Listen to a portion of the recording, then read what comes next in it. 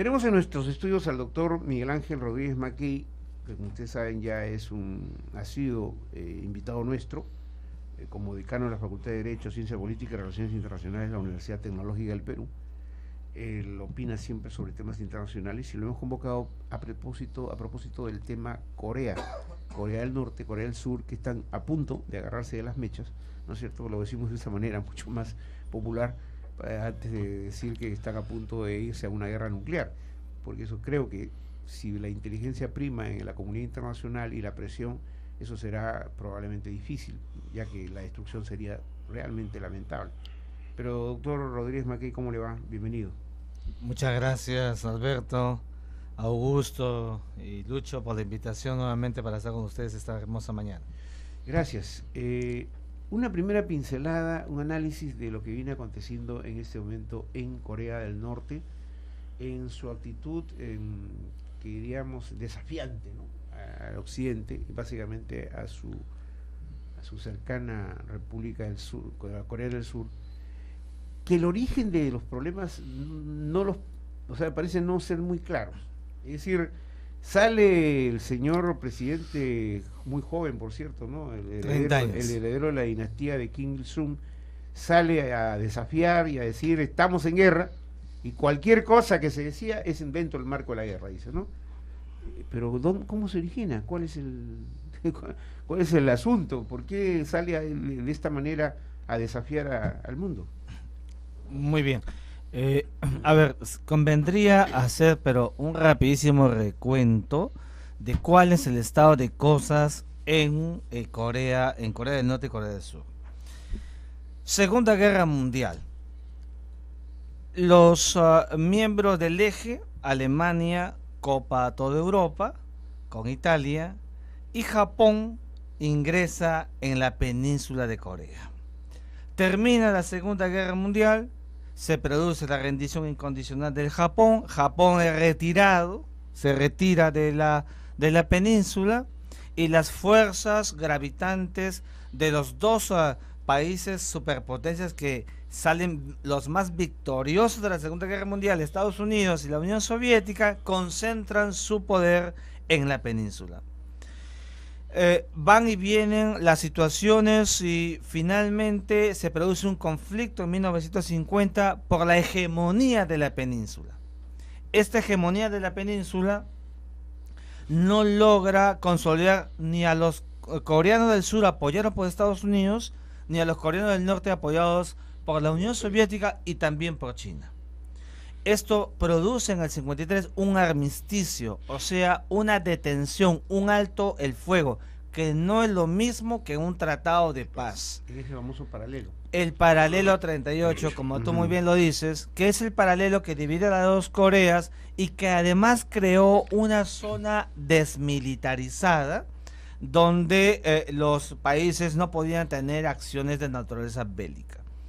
Este estado de cosas, Alberto, se ha mantenido durante todo este largo tiempo, toda la Guerra Fría y finalizada la Guerra Fría, con la característica que en los últimos años, cuando Corea del Norte comienza a efectuar trabajos nucleares, llama al mundo la atención, por ejemplo, en el 2003, cuando Corea decide unilateralmente denunciar el Tratado de No Proliferación de Armas Nucleares.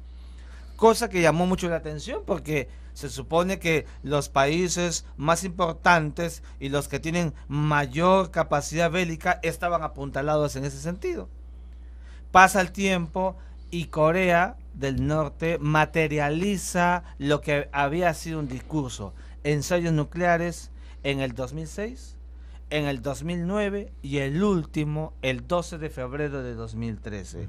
Este conjunto de ensayos nucleares ha causado realmente una mayor preocupación de la comunidad internacional y han habido, Augusto, resoluciones consecutivas de las Naciones Unidas, del Consejo de Seguridad, la 1718.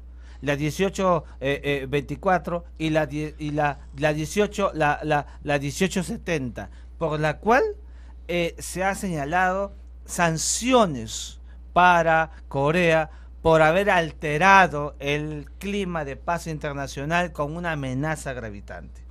Nunca hubo como ahora en el discurso de Corea del Norte, en el nieto que acaba de asumir el poder hace un año, que solo tiene 30 años de edad, que es un líder cultivado en Occidente, formado en Suiza, un discurso como el señalar que había terminado ese estado de tensión, ese estado de armisticio, y donde la guerra era una realidad.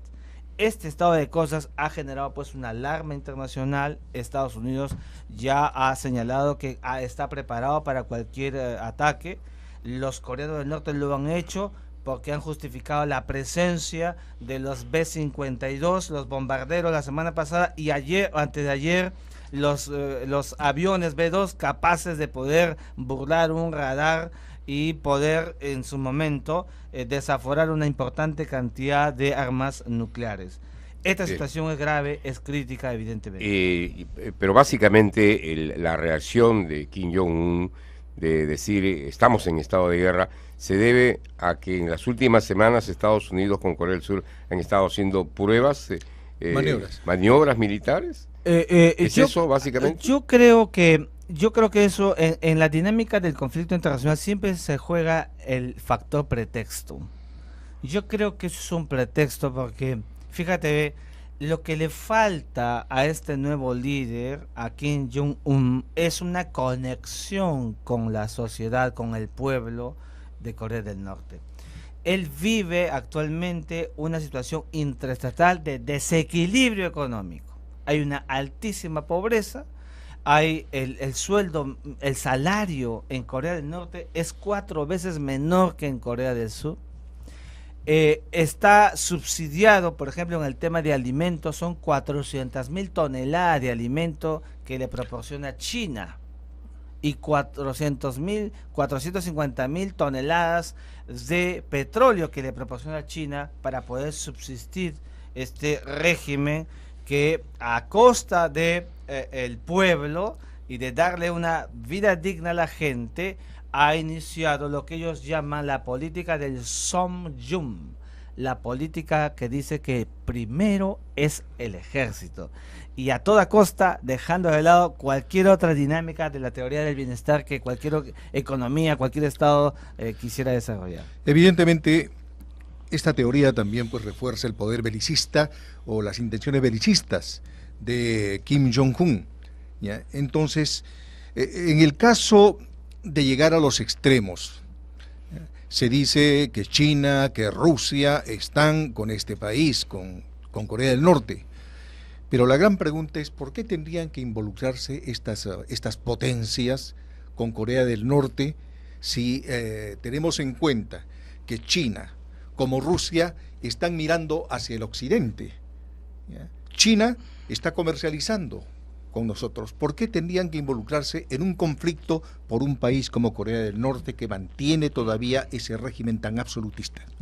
Tu pregunta, Lucho, es extraordinaria porque tiene una relación directa con la dinámica del equilibrio de poder.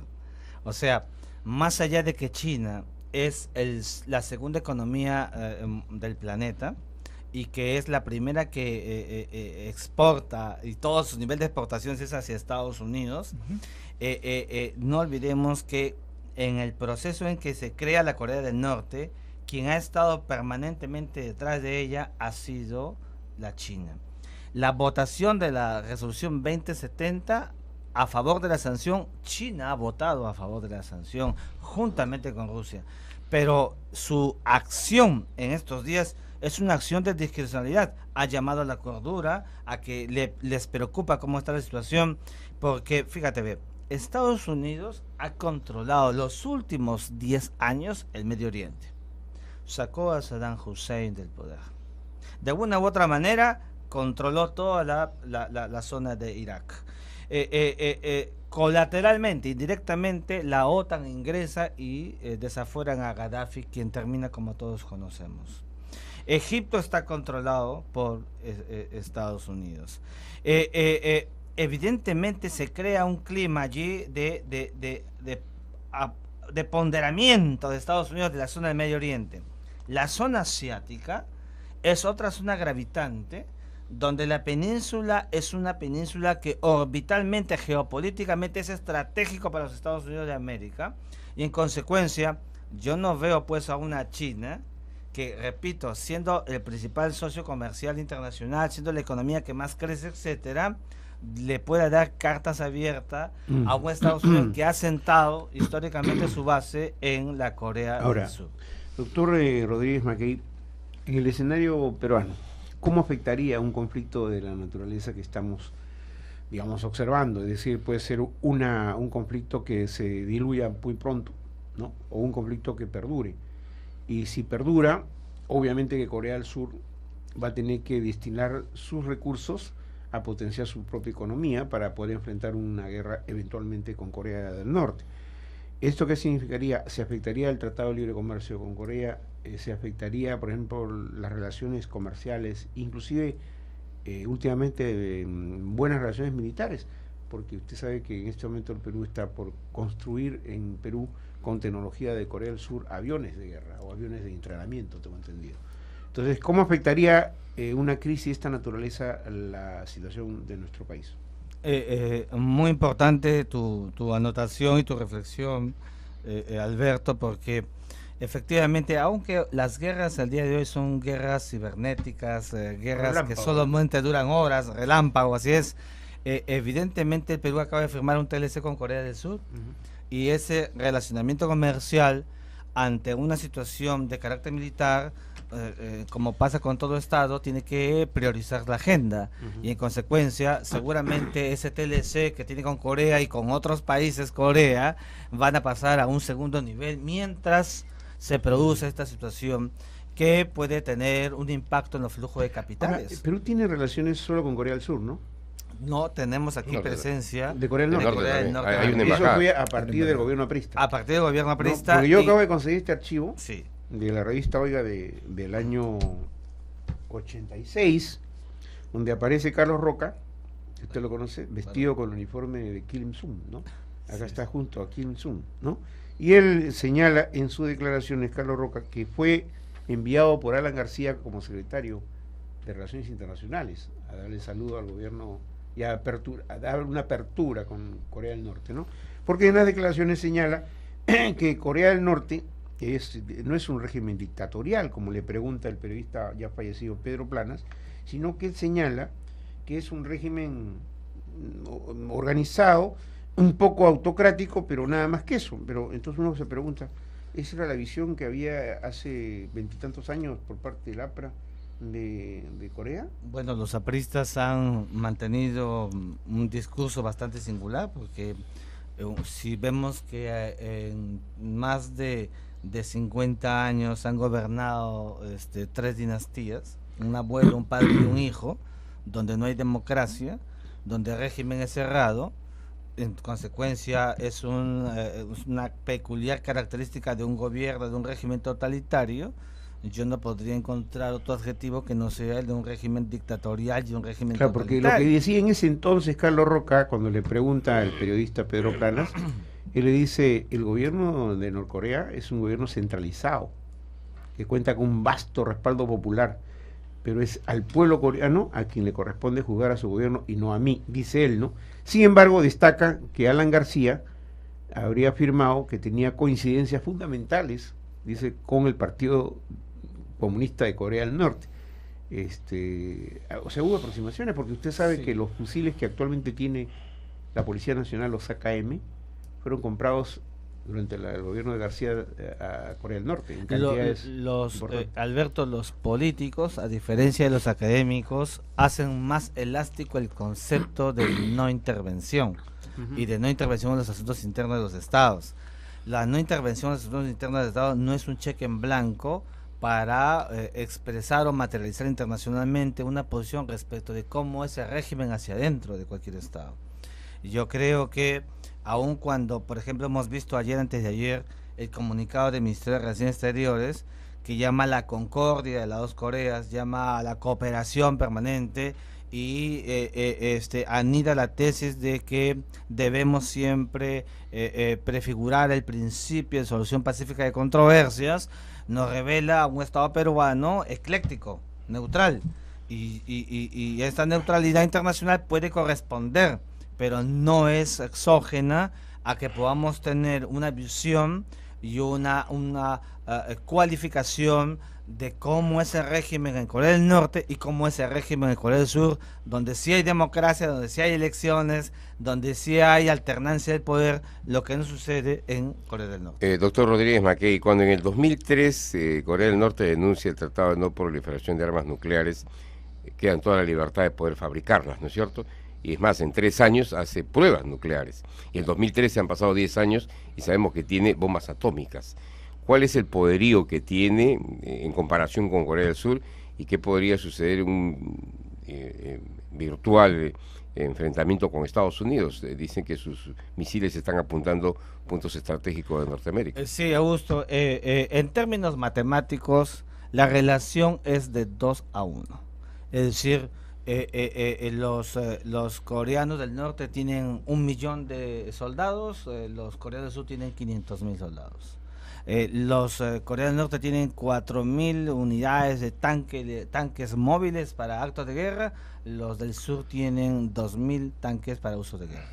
Sin embargo, esta relación de 2-1 en realidad es un artificio, porque Corea del Sur además cuenta con la presencia de Estados Unidos en la zona, que es un aliado no solamente estratégico, sino que es absolutamente potencial. Es el único que no tiene comparación en la escala de determinar poder bélico nuclear en el planeta. Y eso lo tiene Estados Unidos de América. Claro, y ahí Estados Unidos precisamente ya ha hecho público este anuncio de que Corea del Sur está bajo la protección de Estados Unidos en cuanto a misiles balísticos. Ahora bien, esto nos recuerda un poco a lo que ocurrió en la Segunda Guerra Mundial, cuando Japón es empujado a la guerra contra Estados Unidos, y ahí empujan precisamente los militares jóvenes de Japón. ¿Ya? Acá lo que se está diciendo y se especula es que serían los militares los que están empujando a su líder a tomar estas decisiones que podrían de repente terminar pues en un suicidio para la misma Corea del Norte. Si bien es cierto, tienen los misiles Taepon-do, el número 2, que es capaz de alcanzar 6.000 kilómetros, y recientemente hablan también del UJA-3, ¿ya? Que sería el que puso en órbita un satélite. ¿Estarían ellos basados en eso para poder desafiar el poderío de una potencia? Entonces, en ese sentido, ¿hay realmente un poder detrás del mismo presidente que está empujando a esta virtual conflagración? Definitivamente siempre hay un poder detrás de quien asume el poder, y más todavía si aquel que tiene poder es un hombre joven que no llega a los 31 32 años de edad, como Kim Un-jung. Yo creo que más bien su falta de experiencia en la dinámica de asumir todo el poder de un país importante como Corea del Norte lo está llevando a establecer un discurso de retar al mayor hegemón del mundo, belicista. Quizá es el discurso de la propia Guerra Fría que aprendió de su padre y de su abuelo, y que no se condice con el momento actual, porque más bien todos pensábamos que al asumir él el poder hace un año, un hombre que tiene formación en Suiza, que tiene la cultura americana porque ha estado en Estados Unidos, que ha invitado a basquetbolistas, a beisbolistas importantes hacia la península del norte. Pensábamos que iba a tener una retórica tirada esta vez hacia Estados Unidos, y ha sido todo lo contrario. Yo creo anidado todavía por ese grupo fuerte de generales, de militares, que son la casta militar de los victoriosos del año 53, que así llamaron ellos los de la victoria, porque mantener el statu quo de una Corea dividida para ellos fue, en términos de dinámica belicista y del poder, la victoria. Mantenimiento del statu quo. Hay una actitud casi, digamos, si tenemos que decirlo con toda claridad, tenemos que decirlo, obviamente, media hipócrita de parte del régimen chino también, ¿no? Es decir, claro. Hay un respaldo evidentemente, ¿no?, a Corea del Norte. Entonces no es que China tampoco está sacudida de Kim Il-sung y toda su dinastía, está todavía comprometida. Entonces, cuando se dice, cuidado, ¿no? Puede haber un conflicto, lo que hace China es decir, no, cuidado ustedes, no lo toquen, en otras palabras, dicen, no vayan a tocar a Corea del Norte porque es mi aliado. Pero no ha sido tan contundente la No, China. pero es más, tú sabes que en las estrategias chinas actuales, vigentes, y con el nuevo presidente chino, que tiene toda una formación doctrinaria, ¿no? Y hasta media dogmática, tiene pues ese Sí. fervor. Entonces, claro, los que seguimos muy de cerca los acontecimientos internacionales, que hemos estado familiarizados, como es mi caso, digamos, por mi trabajo como corresponsal, si uno observa ciertos gestos, pues, ¿no? Ciertos gestos que no son definitorios en la geopolítica, o se definen claramente los escenarios, o si guardas algo para mañana es porque tienes un interés, ¿no es cierto?, de guapear ¿a quién? ¿A quién quiere China guapear en este momento si se trata de fortalezas militares? A Estados Unidos. Es decir, mira, estamos los dos compitiendo por los mercados, ¿no? Pero ojo, que yo también soy una fuerza militar, dice China, ¿no es cierto? Entonces le dice a Estados Unidos, no te metas con mis mis paisanos chiquititos de Corea del Norte, porque si no voy a darte una respuesta. Pero ese es en el fondo, digamos, no es cierto, lo que trasluce la expresión china, ¿no? La reflexión de Alberto es exacta, porque eso clarifica lo que estamos diciendo. O sea, la conducta internacional de los estados importantes en torno a este acto focalizado es el multilateralismo militar, donde no hay uno que diga que tiene más que el otro, gravitación en torno del acto focalizado. Por ejemplo, ahora... y el Partido Comunista Chino, ¿en qué se sustenta? En el Ejército Rojo. Sí, claro, o sea, en el histórico Ejército Rojo. Como el mismo Corea del Norte. Así es. Tienen su doctrina, Suchi y todo lo demás, pero... la misma estructura. El sentido es militar, ¿no? Así es. Y ahora, por ejemplo, Alberto, se habla de la reactivación del 6 partes. Y el 6 partes fue importante porque lo que hizo en el 2008, cuando se paraliza el 6 partes, fue establecer todo un cronograma para este programa nuclear que había iniciado Corea del Norte. Pero ese 6 partes tiene a Estados Unidos, tiene otra vez a la China, está Rusia, está Japón, y están las dos partes implicadas. Algunos dicen que mejor sería buscar ya no un 6 partes, sino un 2 partes, un Estados Unidos y una China, y que en un segundo nivel estuvieran los demás actores implicados.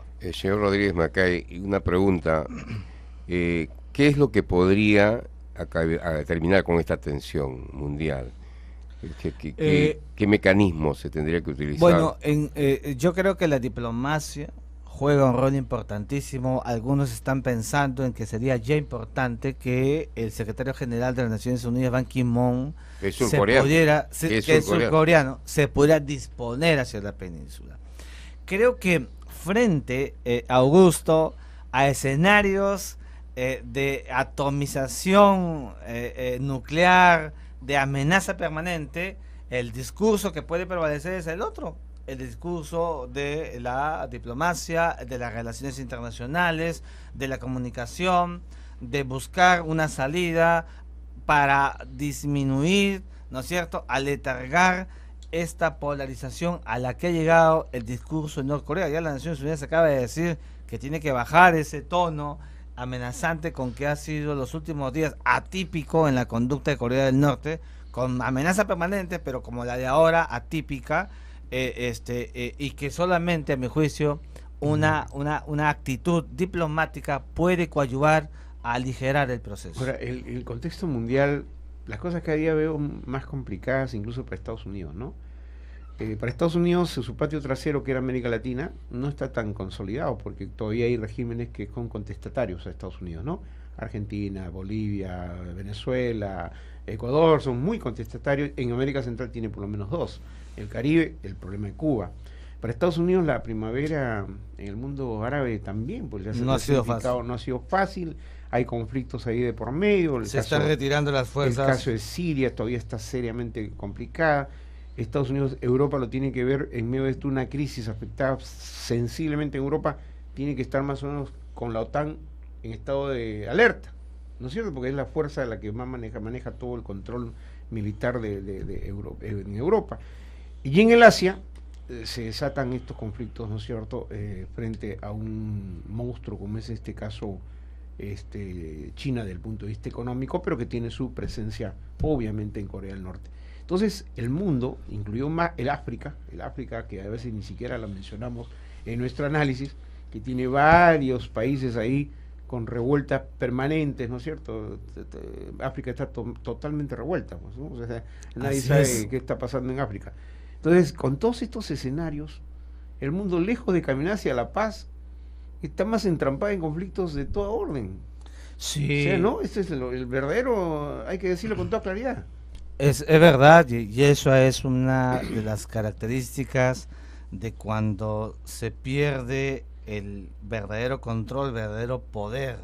Estados Unidos está debilitado, tiene un problema económico muy serio internamente. Y sus aliados europeos ya no le van a responder lo mismo, porque con la crisis que tiene ya no Chipre, son los aliados, ¿no? que puede que esperar, tiene España, que tiene Francia y todo, ya no le puede ¿no? responder. Ha dado muestras la retirada de Irak, de la progresiva retirada que ha señalado Obama, podría significar la lectura desde Corea del Norte: voy a empezar a medir las fuerzas. Claro. Y a esa medición de fuerzas es a donde quiere llegar, y donde, como tú muy bien dijiste, China aparece sigilosa, discrecional, sin una clarificación en su posición, pero expectante, y seguramente en algún momento, si esto pudiera llegar a una escalada mayor, tenderá a adoptar la posición del equilibrio en la región frente a un Estados Unidos, repito, totalmente debilitado a la luz de todo lo que le ha pasado en los últimos años. Mira, desde el año 2001, en que se produjo el atentado a las Torres Gemelas, se acabó el mundo unipolar, sí, y el mundo se convirtió en un mundo multipolar, donde Estados Unidos, que era un país que invulnerable, se constituyó en un país vulnerable. Inclusive en Asia, ¿qué más puede decir Japón? Japón está también debilitado. Si uno ve las cifras y ve después el terremoto, el maremoto y todo lo demás, Japón está muy sensible, económicamente debilitado, financieramente, al punto que sus proyecciones internacionales, ¿no?, que antes eran muy fuertes, son ahora muy limitadas. Y que también son, como hemos visto, los flancos de amenaza donde están apuntando los misiles. Claro. A Texas, a Washington, Pearl Harbor. ¿No están sus bases? Y el mismo áreas de Japón, claro. Sí. Ahora, en un supuesto Japón negado está de muy un cerca, ataque pues. de Corea del Norte Japón hacia está Estados Unidos, hacia estos puntos, ¿cuál podría ser la repercusión, tanto en Norteamérica como en Sudamérica? De repente la mundial, radiación, debe ser. Sí, la radiación. no estoy tan convencido de que tenga capacidad como para llegar hasta las costas de 7.000 kilómetros tienen cohetes que tienen un alcance de 7.000 Algunos kilómetros. dicen que sí, otros que más bien, yo creo más efectiva la acción si acaso se produjera algún ataque a puntos de Estados Unidos en la zona. Ya, Estados Unidos ya tiene bases. Pues, ya cerca, tiene bases, claro. que son bases importantes, no son A nosotros, ¿qué cualquier nos puede cosa. beneficiar? Obviamente no debemos verlo de esa perspectiva, ¿no? Porque no es que tiene que haber un conflicto para nosotros ser, ¡ay, qué bonito!, ¿no? Para nosotros nos sacamos provecho, no. Pero es obvio que un conflicto de esta naturaleza, si bien no pueden llegarse, como se dice, agarrarse de las mechas rápidamente, pero sí van a potenciar sus capacidades bélicas. Y por lo tanto, el requerimiento de hierro, el requerimiento de cobre, que son, ¿no es cierto?, minerales propios para la guerra, para la acción, tenemos nosotros. y que los tenemos nosotros, van a ser altamente requeridos. Sí, pero yo dudo mucho que se llegue pues a un conflicto como del 50 al 53, donde fue un pleito Estados Unidos versus la China prácticamente, ¿no? Pero yo dudo. No, yo mucho. te entiendo Porque digamos, tu gran deseo pacificador, yo también lo soy. Pero lastimosamente, cuando hablábamos hace algunos años atrás, la tormenta del desierto, ¿tú te imaginabas que iba a haber una tormenta del desierto? ¿Tú te imaginabas que Estados Unidos iba a mandar 500,000 de hombres para derrocar a un dictador más allá de sus fronteras, ¿no es cierto? Ocurrió. Y Estados Unidos ha estado preparado prácticamente, incluso con el caso que más ha sido la intervención europea para tirarse abajo a Gaddafi, ¿no? Pero digamos, en los escenarios siempre ha sido eso. Nosotros, no va a pasar. Y finalmente el mundo se ha visto envuelto, no en guerras mundiales después de la segunda. Pero estamos hablando sí en conflictos muy severos, no con estamos pérdidas hablando, enormes de vidas. sí. ¿Cuánta gente ha muerto de Estados Unidos en Irak? Son miles. Miles. Sí. Pero acá estamos viendo ya no de un conflicto convencional, doctor Rodríguez. Estamos viendo de un conflicto que podría tornarse en nuclear. Y esto es palabra mayor. Y Estados Unidos, Desde el momento en que empieza a desplegar hacia esa zona una gran fuerza, desde el momento en que empieza a desplegar los aviones F-22, es que está seguro de lo que está haciendo y está viendo pues que de repente hay gran pasividad por parte del gran aliado, en este caso y vecino, que sería China. De suerte pues que ya incluso le dijo tranquilo, tranquilo a Corea del Norte, muchacho, no te exaltes, porque saben también lo que podría ocurrir con esto. ¿Ya? Una conflagración de orden nuclear que no está lejana, pero tampoco cercana. Pero es una pasividad que, cuidado, es una posibilidad que jamás hay que desecharla. Claro, los pero expertos, por propio error. los expertos del Pentágono. Perdón, sí. para decir solamente para completar la idea de Lucho, es una pasividad que no dice que no me voy a meter si tengo que meterme.